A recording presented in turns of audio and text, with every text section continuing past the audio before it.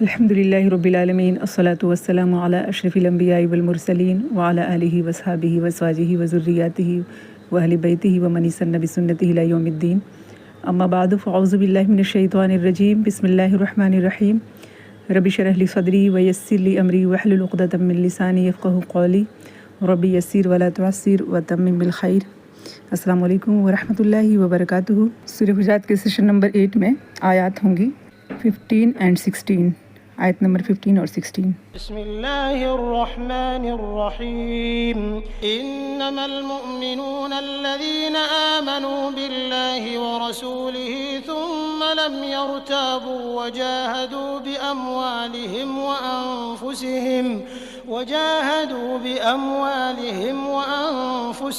في سبیل اللہ اولئک هم الصادقون۔ آیت نمبر 15 کا ترجمہ ہے، مومن تو وہ ہے جو اللہ پر اور اس کے رسول پر پکا ایمان لائے، پھر شک و شبہ نہ کریں، اور اپنے مالوں اور جانوں سے اللہ کی راہ میں جہاد کرتے ہیں، اور اپنے دعوے ایمان میں یہی سچے اور راست گو ہیں۔ اولئک هم الصادقون۔ یہ آیت پچھلی جو سیشن میں ہم نے آیت کی تھی تو 14 اور 15 کی تکمیل ہے ایک طرح سے۔ وہاں پہ کچھ ودو جنہوں نے کہا تھا کہ ہم ایمان لائے، تو اللہ تعالیٰ نے فرمایا کہ تم ابھی اسلام لائے ہو، ایمان دل میں پوری طرح سے داخل نہیں ہوا ہے۔ تو اب اللہ تعالیٰ بتا رہے ہیں کہ حقیقی مومن کی نشانیاں کیا ہیں۔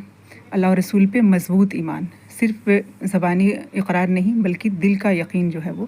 اور پھر اس کے بعد کہ ثم لم یرتابوا، کہ کوئی شک کی گنجائش نہ ہو، پھر ایسا ایمان جس میں کسی طرح سے ہر طرح کے شک سے پاک ہو، یعنی ایمان میں استحکام ہو، مشکلات اور فتنوں کے باوجود بھی اللہ اور رسول کی بات پر یقین کامل ہو، یقین پوری طرح سے یقین ہو اس پہ۔ ابن کثیر کہتے ہیں کہ سچا مومن وہی ہے جس کا یقین شک سے پاک ہو۔ مال اور جان سے اللہ کی راہ میں کوشش کرنا، یعنی جہاد کرنے کی جو بات کہی گئی ہے، تو جد و جہد کرنا، کوشش کرنا، اس میں ہر وہ کوشش شامل ہے جو اللہ کی رضا کے لیے ہو، اللہ کو راضی کرنے کے لیے، اس کو خوش کرنے کے لیے جو بھی کام کیے جائیں گے وہ سب اس کے اندر آ جائیں گے، جیسے دعوت اللہ ہے، دین کی خدمت ہے، صدقہ اور انفاق ہے، فی سبیل اللہ جو ہے وہ، اور دین کے لیے وقت اور محنت دینا، یہ تمام چیزیں ہیں۔ اور جو لوگ یہی لوگ جو ہیں اولئک هم الصادقون جو کہا گیا ہے، یہی سچے ہیں۔ یہ سب کام جو کرتے ہیں، اعمال جو کرتے ہیں نا، تو اصل میں انہی کا ایمان جو ہے وہ، یعنی کہ سچے ایمان والے، مطلب جو اپنے ایمان کے دعوے میں سچے ہیں، یہ کہنے کا مطلب ہے۔ ایمان صرف زبان کا اقرار نہیں بلکہ دل کے اندر وہ قرار پکڑتا ہے، اور پھر وہ عمل سے اس کی تصدیق ہوتی ہے۔ اصل میں ڈیفینیشن بھی جو ایمان کا دیا گیا ہے وہ بھی اسی طرح سے ہے کہ وہ ما وقر فی قلب وصدقہ العمل، اور عمل سے اس کی تصدیق ہو، عمل سے میں وہ چیزیں نظر آئیں، دکھیں، اور اللہ کی راہ میں جو ہے وہ اپنا مال، وقت اور صلاحیت، یہ تمام چیزیں خرچ کرنا، اور مشکل وقت میں بھی اللہ پہ بھروسہ قائم رکھیں، تو یہ چیز بھی اسی کے اندر شامل ہے۔ آیت نمبر 16۔ قل اتعلمون اللہ بدینکم واللہ یعلم ما فی السماوات وما فی الارض واللہ بکل شیء علیم۔ ترجمہ ہے، کہہ دیجئے کہ کیا تم اللہ کو اپنی دینداری کے آگاہ کر رہے ہو؟ اللہ ہر اس چیز سے جو آسمانوں اور زمین میں ہے بخوبی آگاہ ہے، اور اللہ ہر چیز کا جاننے والا ہے۔ واللہ بکل شیء علیم۔ یہ آیت ان لوگوں کو تنبیہ کرتی ہے جو اپنے اسلام کا، نیکی کا احسان جتاتے ہیں۔ اللہ تعالیٰ فرماتے ہیں کہ کیا تم اللہ کو بتاؤ گے کہ تمہارے دل میں کیا ہے؟ اللہ کو ہر چیز کا علم ہے، یعنی دل کا حال، نیت، اخلاص اور ریا، سچ اور جھوٹ، یہ تمام چیزیں اللہ رب العزت کے علم میں ہے۔ اس لیے انسان کو اپنی پرہیزگاری کا یا اس طرح کی چیزوں کا نمائش کرنے کی کوئی گنجائش ہی نہیں ہے، کس طرح سے دوسرے کے اوپر احسان جتانے کا یا کچھ اپنی نیکیوں کا کسی کے اوپر رعب ڈالنے کا۔ یہ چیز جو ہے وہ اس آیت کے ذریعے سے معلوم ہوتی ہے کہ اس چیز سے بچنا چاہیے، ریاکاری میں آ جائے گی یہ بات۔ امام طبری اور ابن کثیر کے مطابق اللہ کو تمہارے ایمان کا پہلے سے علم ہے، اسے تمہارے دعوے کی ضرورت نہیں ہے۔ بے شک اللہ تعالیٰ کو تو ہمارے کہنے سے، بلکہ وہ ان اللہ علیم بذات الصدور ہے، وہ دلوں کے بھید بھی، اندرون میں جو ہماری نیتیں ہیں وہ تک اس کو معلوم ہے۔ تو یہ کہ اللہ کے لیے اپنے آپ کو خالص کر لیں، پھر باقی جو ہے وہ دوسروں کو بھی مطلب اس چیز کی کلیریفیکیشن دینے کی ضرورت نہیں ہوتی ہے، تو اللہ ہی کے لیے کر رہا ہے انسان، اور اس کو تو خوب معلوم ہے۔ اب یہ جو ہے اس میں پریکٹیکل پوائنٹ اگر ہم دیکھیں کہ اپنی عبادت یا دینداری کا احسان جتانے کی کہیں سے گنجائش نہیں ہے، اور ہمیشہ اخلاص کی فکر کرنا کی ضرورت ہے۔ اللہ سے کوئی بات چھپی ہوئی نہیں ہے، لوگوں کی تعریف کے بجائے اللہ تعالیٰ کی رضا، یہ مقصود ہونا چاہیے ہمارا۔ اپنے دل کا محاسبہ کرتے رہنا ضروری ہے، نیت کی اصلاح اور عمل سے، ہر عمل سے پہلے اور اس کے بعد بھی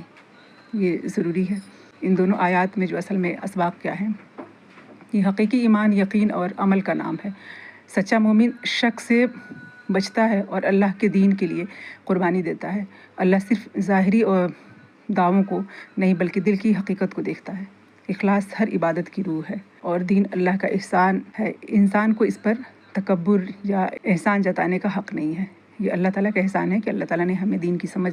عطا کی، تو اس کے لیے جو ہے نا، جن لوگوں کو توفیق نہیں ہے یا ان کے لیے اس طرح کے انوائرمنٹ نہیں ہے، کچھ اس طرح کی چیزیں نہیں ہیں، تو ان پہ احسان جتانا یا برتری جتانے کی کہیں سے گنجائش نہیں، بلکہ ان کے لیے کوشش کرنا، دعائیں کرنا، ان کے لیے بھی فکر کرنے کی ضرورت ہوتی ہے، ہر ایک تک جہاں تک ہم پہنچا سکتے، جہاں تک صلاحیت ہے، جہاں تک ہم کر سکتے ہیں۔ اکثر کبھی یہ ہوتا ہے نا کہ جیسے کسی کو اچھا ماحول مل گیا، دینداری کا ماحول مل گیا، پڑھنے لکھنے کا موقع مل گیا، اب وہ اس کے اندر یہ چیز نہ آ جائے کہ میں تو بہتر ہوں، میں برتر ہوں اور باقی جو ہے وہ، تو یہ بھی ہے کہ جیسے لا یکلف اللہ نفسا الا وسعها۔ میں ایک وہ سن رہی تھی، عالم ہے جو، ان کی بات تو میں نے پہلے کئی دفعہ یہ باتیں سنی ہوئی ہے، جیسے وہ حدیث آتی ہے نا کہ ایک بہت بد کردار جو عورت تھی جس نے اس کتے کو پانی پلا دیا، پھر اللہ تعالیٰ نے اس کو بخش دیا تھا، تو یہی بات اس میں مطلب اس میں جو پریکٹیکل پوائنٹ اور ایک جو اپنے لیے ایک کیا کہ سبق جو ہے وہ یہی دیکھتے آتے تھے کہ اللہ تعالیٰ چاہے گا تو انسان ایک چھوٹے سے عمل سے بھی اس کی بخشش ہو جائے گی، اور یہ نہیں کہنا چاہیے کہ یہ برا ہے، اللہ کی نظر میں جانے اس کی کون سی نیکی اللہ کو پسند آ جائے اور اس کی وجہ سے اس کی بخشش اور مغفرت ہو جائے۔ تو وہ اس حدیث کو جیسے انہوں نے ایک دوسرے اینگل سے اس کو بیان کیا اور یہ کیا کہ دیکھیں، ایک جو ایسی عورت تھی وہ جس کے پاس کوئی دینداری کا ماحول نہیں تھا، اور وہ یعنی کہ ایک برائی میں ملوث ایک شخص، اور اس کو ایک نیکی کا موقع مل گیا، اس نے نیکی کر لی اپنے صلاحیت کے مطابق، تو اللہ نے اسی پہ اس کو بخش دیا۔ لیکن ایک بندہ جس کو کہ اللہ تعالیٰ نے ہر طرح کی صلاحیت دی، ہر طرح کے انوائرمنٹ اس کو فراہم کیا، ہر آسائشیں دی دین سیکھنے کا، پڑھنے پڑھانے کا، سب کچھ، اب وہ بندہ بھی یہ کرے گا، اب اس کا حساب جو نا اس کے جو بھی اللہ نے اس کو یعنی وسعت دی ہے اس کے حساب سے ہوگا۔ اب وہ یہ کہے گا کہ ایک چھوٹی سی کچھ کر کے اور یہ ہو جائے گا نا، تو یعنی کہ انہوں نے یہاں پہ بہت زبردست پوائنٹ آؤٹ کیا، یعنی کہ جو بندہ جس کو کہ اللہ نے ہر طرح کی صلاحیت دی ہے، نیکی کا موقع دیا ہے، اور اس کو علم عطا کیا، اس کو حکمت عطا کی، وہ سب کچھ عطا کیا، اور پھر وہ بھی اسی لیول پہ رہے جو ایک عام آدمی کا ہے نا، دونوں کا لیول برابر نہیں ہوگا۔ تو یہ بہت زبردست پوائنٹ انہوں نے بتائی کہ ہر ایک یہ نہیں سمجھ لے کہ کتے، ہاں وہ کسی کی ہو جائے گی جس کو کہ بالکل کوئی ماحول نہیں ملا، کوئی موقع نہیں ملا، نہ پڑھنے پڑھانے نہ کوئی دین کا علم ہے، لیکن پھر بھی اس نے ایک نیکی کام کر لیا تو اس کی بخشش ہو جائے گی اسی سے۔ لیکن جس کو کہ انہوں نے وہاں پہ وہ حدیث کوٹ کی تو ایک دم آنکھیں کھل گئی کہ جیسے کہ جب جہنم کی آگ جو بھڑکائی جائے گی نا، تو سب سے پہلے جو عالم جو علم کا دھونس سماتا ہوگا، اور یعنی کہ اللہ کے لیے نہیں، ریاکاری کے لیے اس کا پاس علم ہو، اور جو مجاہد ایک جو کہ اللہ کی راہ میں شہید ہو گیا، لیکن اس نے شہادت صرف اللہ کی خالص رضا کے لیے نہیں بلکہ کسی دنیاوی مفاد کی وجہ سے کیا، یا اپنے قوم یا کسی کی برتری کے لیے یا کسی وجہ سے کیا، اور وہ یعنی کہ وہ جو حدیث جو عالم ہے، جو مجاہد ہے، جو جہاد کرنے والا ہے، اس طرح کے لوگ سب سے پہلے جہنم میں پکڑ لائے ڈالے جائیں گے، اور انہیں سے جہنم کی آگ بھڑکائی جائے گی۔ تو یہ حدیث وہاں پہ انہوں نے بیان کیا، دونوں یعنی کہ بیلنس کر دیا اس کو، کہ ہم تو ایک چیز سن کے اور اس کو اپنے پوائنٹ آف ویو سے اس کو سمجھ لیتے ہیں اور کہتے ہیں ہاں چلو ٹھیک ہے ایسے ہے، لیکن انہوں نے دونوں چیزوں کو سامنے رکھ کے یہ کیا کہ دیکھو سب کا حساب برابر نہیں ہوگا، سب کے لیے اللہ تعالیٰ نے دنیا کا امتحان ایک برابر نہیں، دنیا کا سائشیں بھی سب کو برابر نہیں دی ہیں، تو یہ کہ اس کے اندر یہی چیز ہے، اللہ تعالیٰ ہمیں دکھاوا سے، ریاکاری سے اور ہر طرح کی جو دنیاوی جو چیزیں ہیں جو اللہ سے دور کرنے والی ہیں، کوئی بھی موٹیو جو ہے وہ